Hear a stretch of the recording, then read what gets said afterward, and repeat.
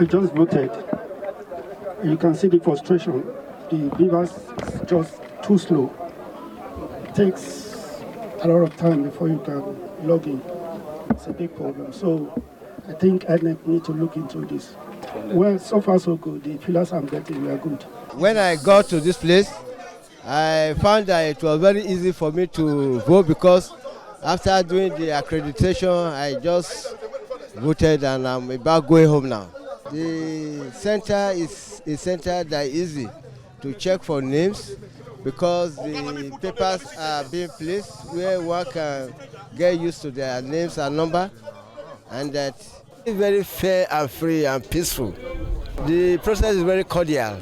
Well, we expect that God will do His will and give us our chosen person. So far, it's been good. Accreditation has been going on well, and people are coming out to vote.